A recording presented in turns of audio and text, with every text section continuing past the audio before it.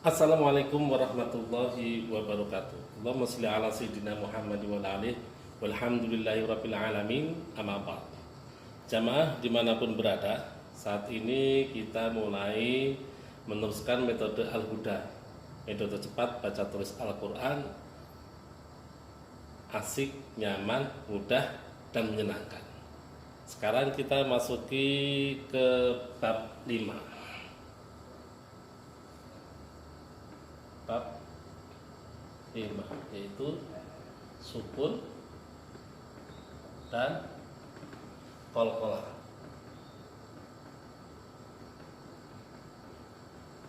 Qalqalah. Kita ke sukun dulu.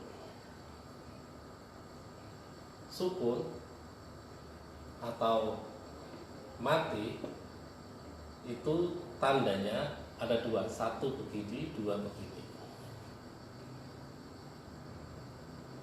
Ingat, kita dituntut untuk menjelaskan tentang tanda ini aja. Saya kasih contoh.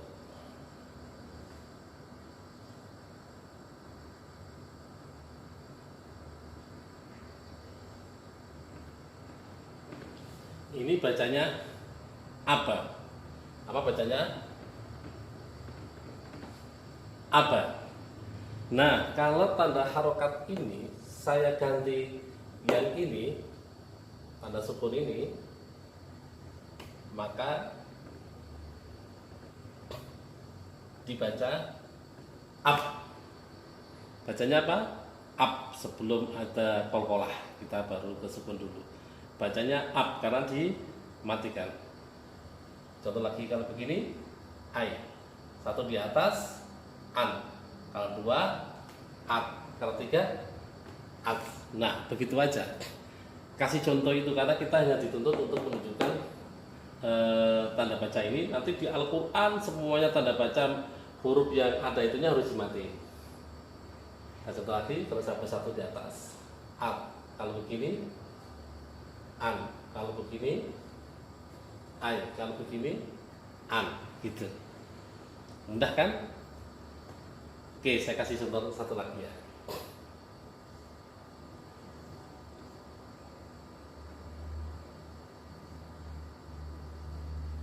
Ini bacanya aja. Bacanya apa? Aja.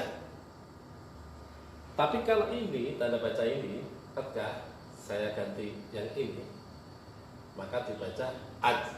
Ingat, sebelum ada qalqalah. Bacanya aj. Kalau saya hapus begini, ah. Kalau saya taruh titik di atas, ah. Kalau saya hapus lagi, ah. Kalau ada titik begini, aj. Nah, kita kasih contoh begini dua saja. Insya Allah deh, semua murid itu yang kita jelasin akan paham. Jelas ya? Jadi nggak perlu panjang-panjang, nggak perlu banyak-banyak. Karena kita dituntut menjelaskan tanda baca nanti kayak begini yang ada di Al-Quran. Untuk selanjutnya yaitu qalqalah. Qalqalah itu hurufnya ada 5. Apa itu? Yang satu agak ke sini. Ba, kemudian jim, kemudian dal, kemudian to, dan yang terakhir qaf, atau baju di toko. Nah, ini huruf-huruf qalqalah. Cara membaca qalqalah itu ditekan mantul. Cara bacanya ditekan mantul. Nah, tadi sudah dicerangin untuk sukun, tanda baca sukun. Sekarang kita ke qalqalah. Contohnya, kalau ada huruf ba dikasih tanda sukun, maka harus dibaca qalqalah, ditekan mantul. Bacanya ab. Bacanya apa? Ab. Kalau begini, ib. Kalau begini, ub. Paham ya? Ingat, setiap huruf ba yang ada tanda bacanya sukun, maka dia harus menjadi qalqalah dibaca tekan mantul. Kita coba lagi.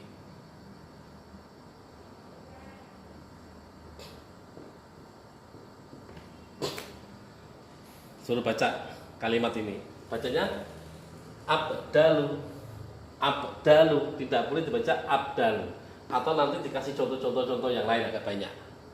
Setelah ini paham, baru ke yang agak panjang. Yang agak panjang.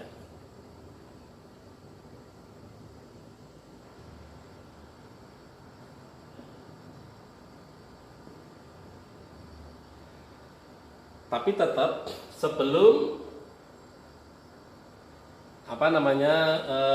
suruh baca, kita kembali ke mat dulu yang kemarin bab 4. Masih inget sih nggak dia gitu. Tanya dulu matnya ada berapa begitu. Suruh hitung 1, 2, 3. Oh, dia masih ingat yang namanya mat itu seperti apa. Lalu qalqalahnya ada berapa? Kita tes dulu, ngerti nggak qalqalah itu? Dia lihat ada 1, berarti ngerti dia. Karena apa yang disukun. Lalu suruh baca fi ji di ha hablun. Begitu. Mudah kan cara menjelaskannya? Sekarang yang kedua, ada huruf jim yang disukun, maka harus dibaca qalqalah ditekan mantul. Bacanya aja. Bacanya aja. Tidak boleh dibaca aj, tapi dibaca tekan mantul aja. Kalau begini ije, kalau begini uje. Udah begitu aja. Kita kasih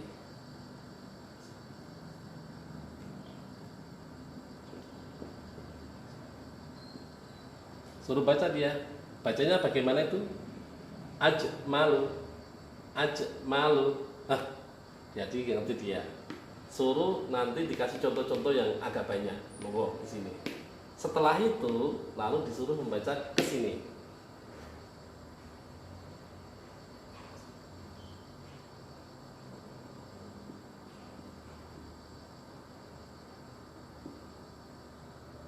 Ingat, sebelum disuruh membaca, tanya dulu juga matnya yang kemarin. Ingat nggak? Suruh hitung 1, 2.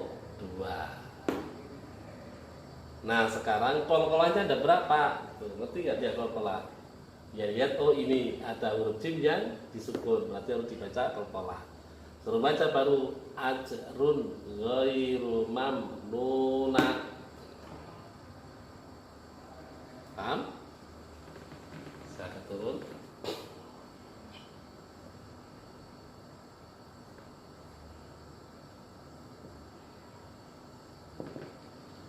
Sekarang ke sini.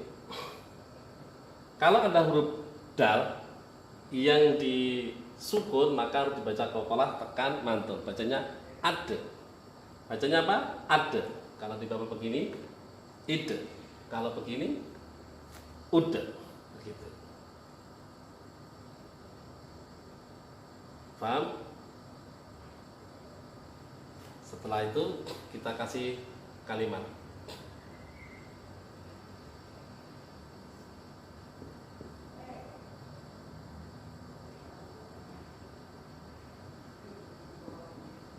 Coba dibaca wajadna, wajadna, berarti dia ngerti.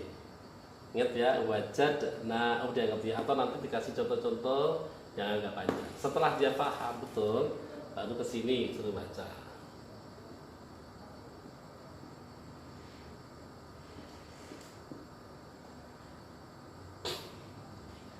Tetap sesuai aturan supaya dia memang ini namanya juga belajar.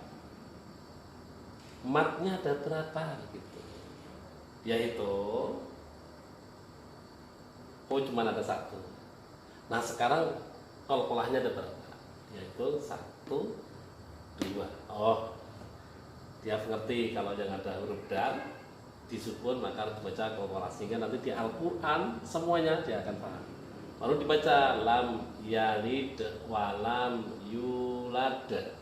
Ingat qalqalah ada dua, ada qalqalah sugro dan ada qalqalah kubro. Qalqalah sugro untuk menjelaskan gampang. Kalau ada qalqalah yang ada di tengah itu sugro, yang di belakang itu kubro. Udah begitu aja buat nenek-nenek. Nggak perlu dijelasin yang ribet-ribet, yang penting dia bisa membacanya dulu. Lam yalid, nggak boleh dibaca lam yalid begitu, harus qalqalah lam yalid wa lam yulad begitu. Lam yalid wa lam yulad. Paham ya?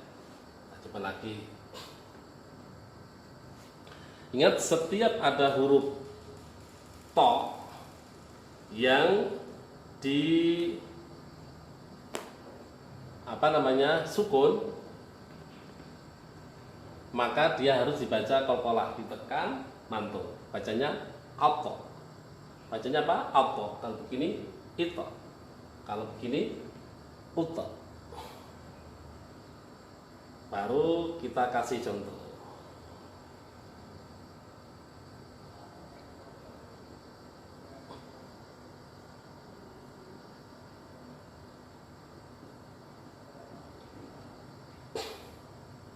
Suruh baca apa? Bacanya apa itu? Apa amahum, apa amahum, apa amahum. Atau kasih contoh-contoh pendek-pendek begini agak banyak. Setelah dia paham, baru suruh baca ini. Agak banyak.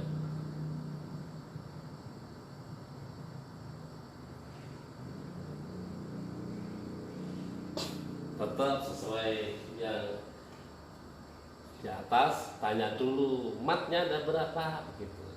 Suruh itu, dia itu, oh cuma ada satu.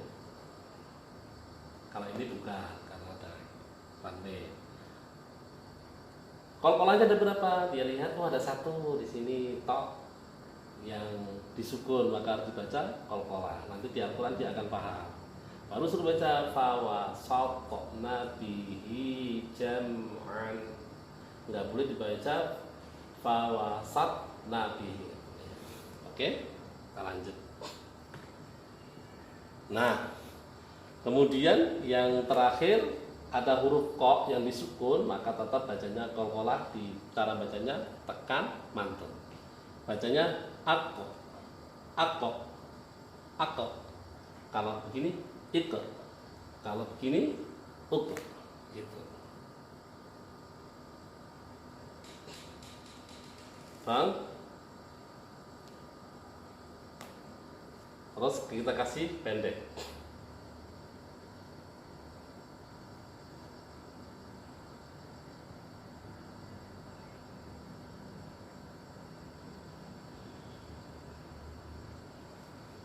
Bacanya apa itu? Yaqbalu, yaqbalu. Atau kasih contoh-contoh nanti agak banyak supaya dia betul-betul paham. Baru disuruh baca yang agak panjang.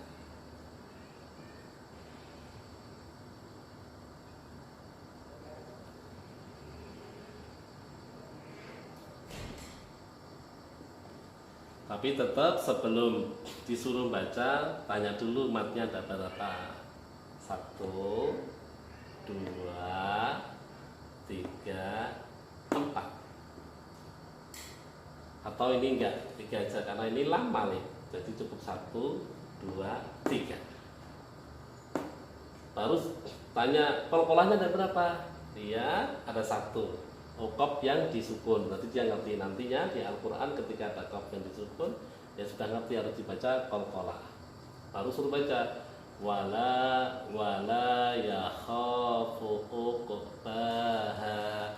Tidak boleh dibaca wala yakhafu uqbaha begitu, sehingga dia ngerti nanti di Al-Quran dia sudah lancar di bab qalqalah.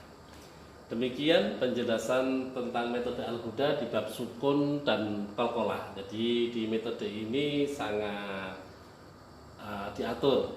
Di bab 1 setelah diterangkan tentang huruf hijaiyah, kemudian bab 2 tentang harokat, kemudian bab 3 tentang cara menyambungnya, bagaimana supaya dia tidak kaget nanti huruf-huruf yang disambung di Al-Quran. Yang keempat tentang matnya ditata begitu cepat dan mudahnya, kemudian disukun hanya penjelasan begitu saja, dan qalqalah sehingga langsung paham maka si murid sudah bisa baca Al-Quran, termasuk mad dan qalqalahnya. Nah, selanjutnya nanti kita akan jelaskan bab 6, yaitu tentang tasdid dan guna. Kita tunggu saja nanti. Terima kasih, mudah-mudahan bermanfaat. Wallahu a'lam bishawab. Wassalamualaikum warahmatullahi wabarakatuh.